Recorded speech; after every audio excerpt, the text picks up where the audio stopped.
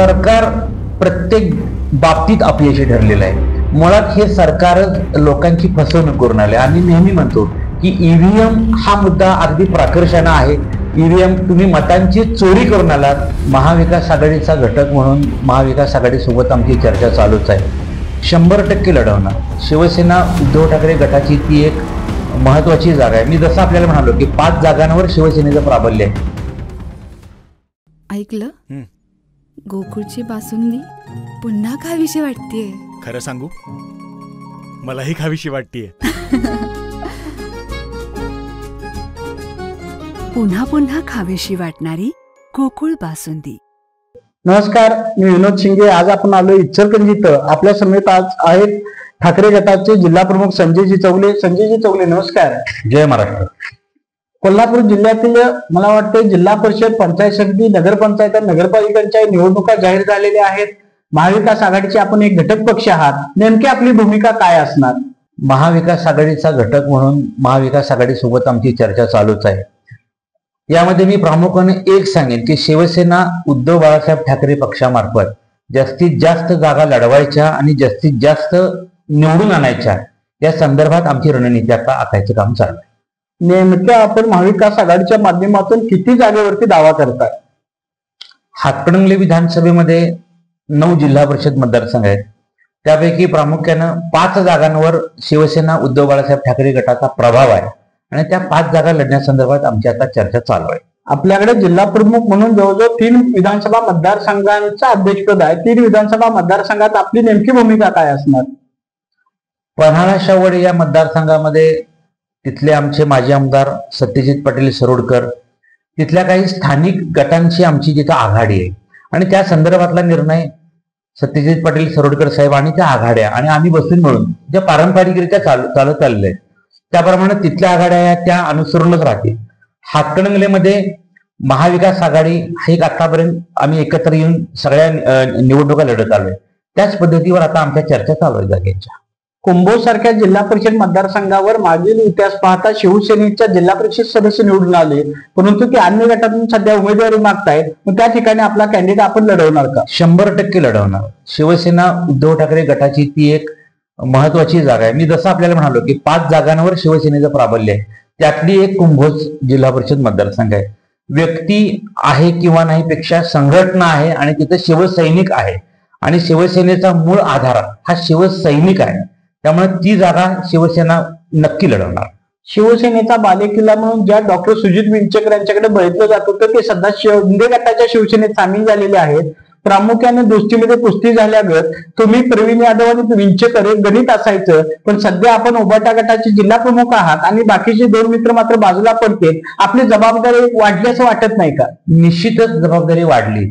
पूर्वी संयुक्तिकरित्या ज्या गोष्टी आम्ही करायचो त्या आता व्यक्तिगतरित्या माझ्या एकाच्या खांद्यावर असं वाटतं। मात्र त्याच्यामध्ये शिवसेनेची एक प्रमुख संघटनात्मक जी एक टीम बांधणी जी आदरणीय हिंदुराष्ट्र सम्राट बाळासाहेब ठाकरेंच्या विचारातून तयार झालेली आहे, किंबहुना पक्षप्रमुख उद्धवसाहेब ठाकरे यांच्या नेतृत्वाखाली ती काम करत आहे, तर या सगळ्यांच्या आधारावर मला असं वाटतं की निश्चित हे आव्हान मी लिलया पार पाडेल। माझ्या मते महाविकास आघाडीची तुमच्याच कार्यालयामध्ये 2 दिवसापूर्वी बैठक झाली, ज्यामध्ये काही माजी आमदारांनी आपली बैठक झाली, त्यामध्ये नेमकी काय चर्चा झाली? नाही, आम्ही एकत्र येण्यासंदर्भात आमच्या बेसिक लेवलवरती आता चर्चा चालू आहे की शेवटी कुठलीही निवडणूक लढवायची तर त्याच्या अगोदर त्याची पूर्वतयारी आपल्याला करावी लागते। त्याच माध्यमातून आमची या संदर्भात एक प्राथमिक चर्चा चालू आहे। लवकरच ती पूर्णत्वाकडे जाईल, मी आपल्याला या निमित्तानं सांगेन। विधानसभेच्या निवडणुकीचा अभ्यास पाहता महाविकास आघाडीची घोषणा झाली, पण काही प्रमाणात काही ठिकाणी शिवसैनिक बाजूला गेले, काही काँग्रेसचे कार्यकर्ते बाजूला गेले। वरच्या लेवलला घोषणा होतात पण ग्रामीण लेवलला त्याचं पालन होत नाही, याबाबत आपण काय सांगाल? विधानसभेच्या वेळा जी फूट झाली किंवा गोंधळ झाला हा सगळा अचानकपणे झाला होता, त्यामुळे कार्यकर्त्यांमध्ये सुद्धा थोडीशी संभ्रमावस्था होती। आता त्याला बराच काळ लोटला आणि ह्या जवळजवळ 1 वर्ष पुलाखालून बरंच पाणी वाहून गेलंय, त्यामुळे आता सगळं चित्र स्पष्ट झालेलं आहे, कोण कुठं आहे कोण कुठं आहे, त्यामुळे आता ती संदिग्धता निर्माण राहणार। महानगरपालिकेच्या किंवा पंचायतच्या इलेक्शन पाहता, जिल्हा परिषद पंचायत समितीच्या निवडणूक पाहता ज्या ठिकाणी आपलं प्राबल्य आहे अशा ठिकाणी आपण जागा मागणार, पण त्या जागा जर महाविकास आघाडीने आपल्याकडे मागितल्या किंवा तुमच्याकडून सुटल्या तर त्याला आपली तयारी असेल का? निश्चित मी या निमित्तानं तुम्हाला एक एक सांगू इच्छितो, सन्मानाच्या जागा हा यातला सगळ्यात महत्वाचा मुद्दा आहे. या कामी शिवसेनेचे संपर्क प्रमुख आदरणीय अरुणभाई दुधोडकर यांच्याशी माझे बोलणं झालेलं आहे. शिवसेनेचे नेते आदरणीय सुनील प्रभुसाहेब यांच्याशी बोलणं झालेलं आहे. ह्या सगळ्या जागांचा निर्णय घेत असताना शिवसेनेच्या वाटणीला सन्मानाच्या जागा येत असतील तर निश्चित शिवसेना महाविकास आघाडीचा एक घटक म्हणून याच्यामध्ये काम करेल. आणि या दोन्ही कामांमध्ये मला ह्या दोन्ही वरिष्ठ नेत्यांचं सातत्यानं मार्गदर्शन होत आहे. त्यांच्या मार्गदर्शनाखालीच या सगळ्या युती संदर्भातल्या चर्चा आमच्या होणार आहेत. काही ठिकाणी नगराध्यक्ष पदाच्या जागा असतील, नगरपंचायतच्या जागा असतील, झडपी सदस्याच्या जागा असतील, सन्मानानं आपल्याला जर शिवसेनेला नाही मिळाल्या त्या ठिकाणी तुम्ही मैत्रीपूर्ण लढत करणार का तिथं आपला झेंडा स्वतंत्रच असणार? या संदर्भात मी आपल्याला जसं म्हणालो की आदरणीय आमदार सुनील प्रभुसाहेब आहेत किंवा संपर्क प्रमुख अरुणभाई दुधोडकर साहेब आहेत, हे आम्ही सगळे मिळून याच्यावरती ज्या त्यावेळेला महत्वाचे निर्णय आम्ही घेऊ. मला वाटतं परवा शेतकऱ्यांच्या कर्जमाफीसाठी आणि पूरग्रस्तांच्या लढाईसाठी आपण आंदोलन उभा केलं. या आंदोलनाच्या माध्यमातून आपल्या सरकारकडे नेमकी काय मागणी आहे? सरकार प्रत्येक बाबतीत अपयशी ठरलेलं आहे. मुळात हे सरकारच लोकांची फसवणूक करून आले. आम्ही नेहमी म्हणतो की ईव्हीएम हा मुद्दा अगदी प्राकर्षाने आहे. ईव्हीएम तुम्ही मतांची चोरी करून आलात. महाविकास आघाडीचे नेते राहुल गांधींनी हे सांगितलं होतं. परवाच उद्धव साहेब राजसाहेब यांच्या नेतृत्वाखाली सगळेच महाविकास आघाडीचं एक शिष्टमंडळ निवडणूक आयोगाला भेटलं. त्याच्यापुढे त्यांचा खोटारडेपणा हा सगळा समोर आलेला आहे. आणि जे सरकार फक्त घोषणा करतं, कोणत्या गोष्टी आता चालू आहेत? आज तुम्ही मला सांगा, ज्या पद्धतीने शेतकऱ्यांची गेल्या 15 मे पासून महाराष्ट्रात पाऊस चालू आहे, तो अवकाळी पाऊस आहे, महापूर सदृश पाऊस आहे, किती मदत त्यांनी दिलेली आहे. तोंडावर पानं पुसायचं काम करतायत. लाडक्या बहिणीची योजना जाहीर केली.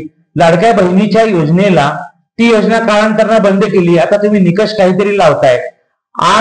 काल मुंबईवरून आम्ही मीटिंग करून आलो. 12 तास मुंबईवरून आम्हाला इकडे पोहोचायला लागतात. रस्त्याचं काम अपुरं आहे. आज सांगली कोल्हापूर सारखा रस्ता 10 वर्ष तसाच अपुरा पडलेला असताना तुम्ही परत तो भक्तिशक्ती मार्ग सांगताय.